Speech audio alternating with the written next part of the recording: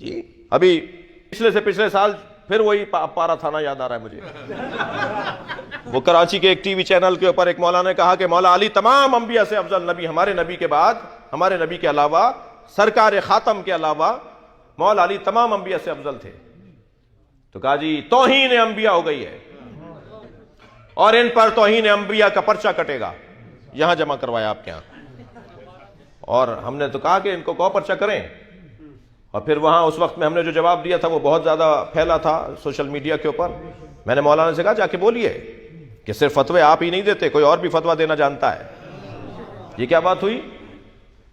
یہ کہنا کہ مولا علی تمام انبیاء سے افضل ہے، اس میں کہاں توہین انبیاء ہے؟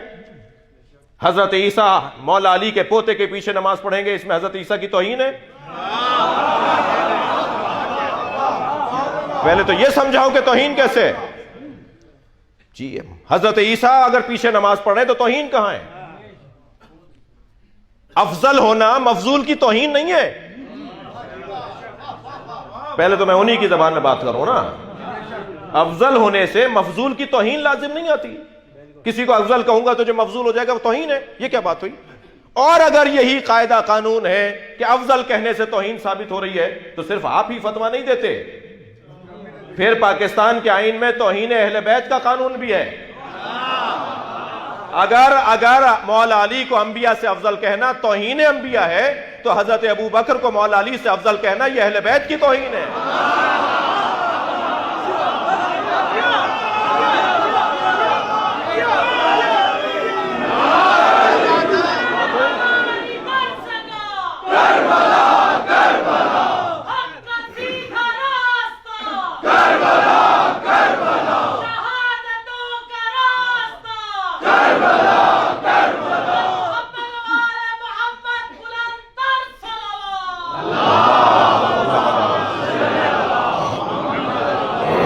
جی بات دلیل سے ہونی چاہیے، یا دلیل دو یا دلیل لو.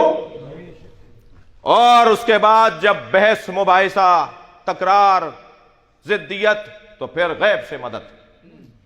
اور غیب سے مدد مانگنے کے لیے اللہ کا وہی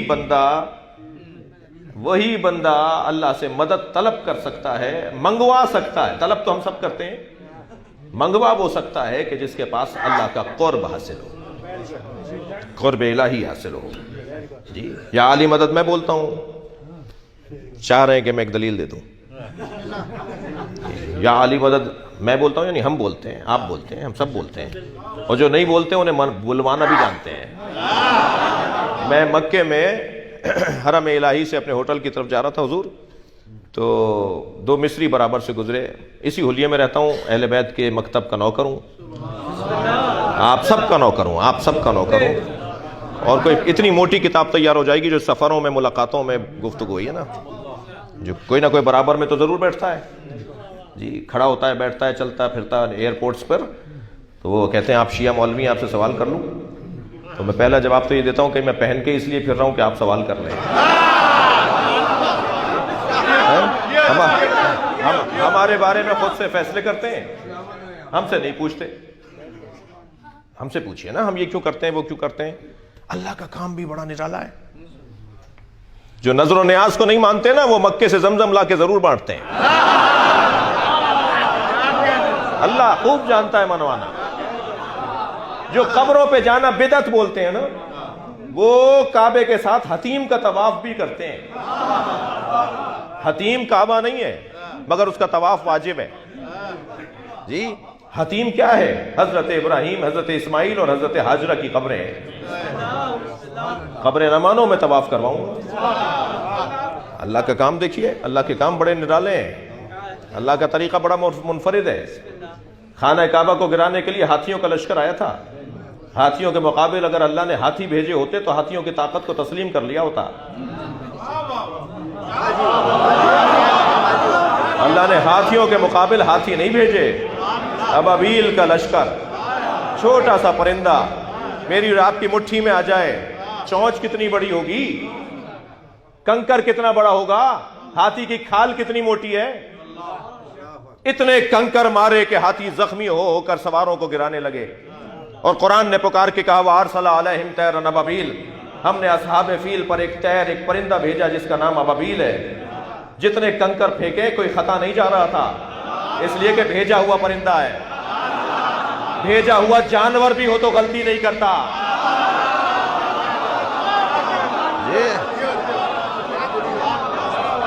دل کھول کے اونچا بول کے اپنی پیدا کرنے والی ماں کو گانا بانر پیش کر کے اونچا نعرہ ہے نبی. ماشاءاللہ ماشاءاللہ. میں جو کام کر رہا ہوں، آپ جو کام، ہم بتائیں گے نا ہم کیا کر رہے ہیں، کیوں کر رہے ہیں، کیوں کر رہے ہیں. بھائی بچوں کو کاٹ کے کھلا رہے ہیں تو کوئی ایک تو راولپنڈی کا بچہ گم ہوتا. شیعہ حضرات بچوں کو ذبح کر کے گوشت پکاتے ہیں، تو کوئی ایک بچہ تو گم ہوتا راولپنڈی میں. آج تک کوئی ایف آئی آر کٹی کہ محرم آئے 4 بچے گم ہو گئے؟ کیا باتیں کر رہے ہو، پرانی باتیں، گھسی پٹی باتیں، جاہلانہ گفتگو. اب دور بدل گیا، ابھی تمہاری باتیں چلنے والی نہیں ہیں. اب یہ بات نہیں چلے گی کہ مجلس میں نہ جانا، نیاز کھانا بدعت ہے.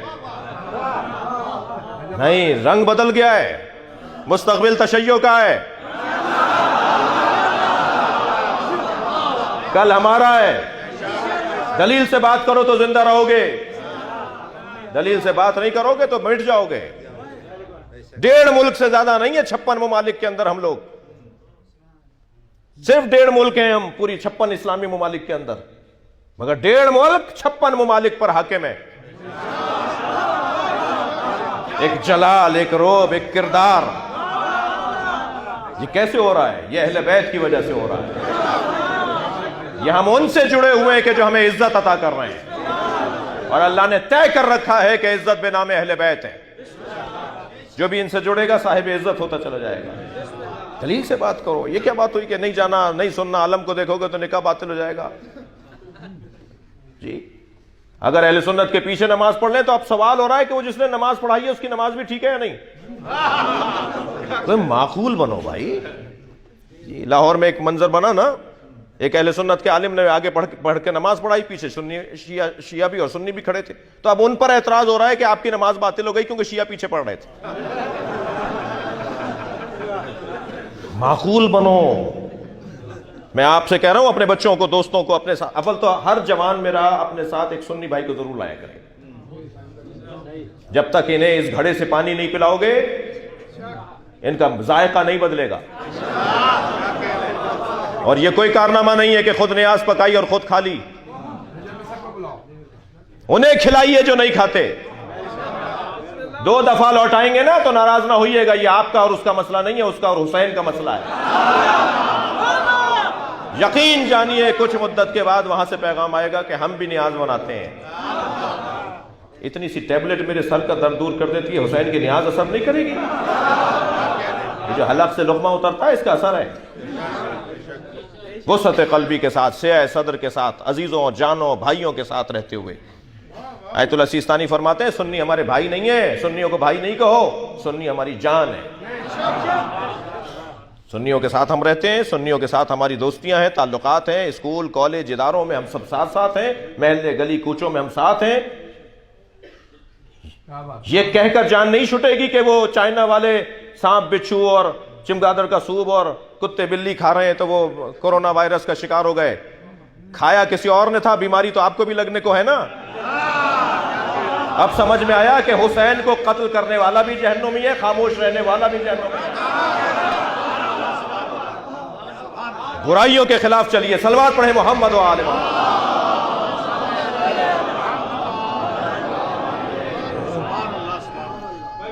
جی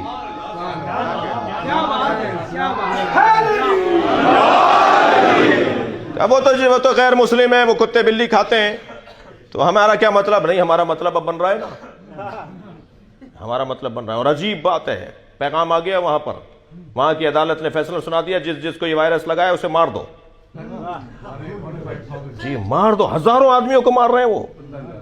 جی اب یہ کہہ کر میں جان نہیں چھڑا سکتا کہ جی وہ تو شریعت کو نہیں مانتے. نہیں، شریعت کا مخاطب انسان ہے، مسلمان نہیں ہے. سب کو ہمیں پیغام دینا ہوگا. میرا خاموش رہنا مجھ تک پہنچے گا. جی توجہ کر لیا آپ نے؟ تو بلائیے، ان سے بات کیجئے، ان سے گفتگو کیجئے، اور الحمدللہ گفتگو کی جو کیفیت ہے وہ بہتری کی طرف ہے. لوگ سمجھنے کے مرحلے میں داخل ہو رہے ہیں. کل سے آج بہتر ہے ہمارا، ماضی سے ہم آج بہتر ہیں، اور مستقبل اور بہتر ہوگا، اور آگے بہتری کی طرف ہیں. ظالم کا آج ہوتا ہے، مظلوم کا کل ہوتا ہے. اپنے کل کی تیاری کرنی ہے، اور کل کی بنیاد پر ہی تو ہم مجلسوں میں بیٹھے ہیں. نماز پڑھتے ہیں کل کی امید پر، روزہ رکھتے ہیں کل کی امید پر، حج کرتے ہیں کل کی امید پر. جی سب جمع ہو کر بیٹھے ہیں کل کی امید پر. مجلس میں بیٹھے ہیں کہ قبر اچھی ہو جائے، مجلس میں آتے ہیں تاکہ آخرت اچھی ہو جائے. ہم سب کل کی امید پر ہیں، ہم سب کل کو دیکھ رہے ہیں. تو آج ایسا بہتر کر لیں کہ کل اور بہتر ہو جائے، کل یقینی ہو جائے. توجہ کر لی؟ کٹ حجتی اللہ کو پسند نہیں ہے. اور پھر اب مباہلہ ہوگا کردار کی بنیاد پر. صداقت کردار کو کہا جاتا ہے، سچائی کردار کو کہا جاتا ہے. میں ان بچوں اور جوانوں سے کہوں گا خبردار جھوٹ بولنا چھوڑ دو. وہ اہل بیت کا چاہنے والا ہی نہیں ہے جو جھوٹ بولتا ہو. میرے پاس اتھارٹی نہیں ہے کہ میں اجازتیں دیتا پھروں، لیکن میں بہت دھیمے لہجے میں کہہ رہا ہوں، نماز نہیں پڑھتے آگے بڑھو، روزہ نہیں رکھتے آگے بڑھو. جی حج پہ نہیں گئے، 20 سال سے حج واجب ہے، دیکھتے ہیں، مگر جھوٹ بولنا چھوڑ دو. سرکار کی خدمت میں ایک گنہگار ترین فرد آیا، یا رسول اللہ برائیوں میں گھرا ہوا ہوں، ساری برائیاں ایک ساتھ نہیں چھوڑ سکتا، ایک برائی بتا دیجئے جسے چھوڑ دوں، اس سے زیادہ نہیں کر سکتا. حضرت فرمایا جھوٹ بولنا چھوڑ دو، بس ایک برائی چھوڑ دو، جھوٹ بولنا چھوڑ دو. جی دوسرے دن چوری کر کے نکلا، سرکار نے فرمایا تھا روزانہ آنا میرے پاس. دوسرے دن چوری کر کے نکلا، رستے میں ایک آدمی پہ تھپڑ مارا، چلتے ہوئے ایک آدمی کو تکلیف دی، آگے بڑھا کہا رسول نے پوچھ لیا کہ آج تم نے کیا کیا ہے؟ اور میں نے کہا کہ میں نے کچھ نہیں کیا. تو جھوٹ بولوں گا؟ نبی نے تو کہا سچ بولو. دوسرے دن پھر وہ گناہ 3 اور کم ہو گئے، چوتھے دن اور کم ہو گئے. ایک ہفتے میں نبی کی خدمت میں آ کے کہا جھوٹ نہیں چھوڑا، ساری برائیاں چھوٹ گئی. اہل بیت کا چاہنے والا جھوٹ نہیں بولتا. جی جو سچوں کا نعرہ لگاتا ہو کہ ہم سچوں کے دروازے پر ہیں، وہ جھوٹ بولے. میں ان بچوں اور جوانوں سے کہہ رہا ہوں، اگر اس شاید 1-1.5 ہزار آدمی اس وقت یہاں پر مجلس میں ہے، شاید زیادہ ہوں، اگر 5 بچوں نے بھی امام حسین سے وعدہ کر لیا کہ آج میں آپ کی مجلس میں وعدہ کر کے جا رہا ہوں اب جھوٹ نہیں بولوں گا، تو کتنا خوش ہوں گی سیدہ.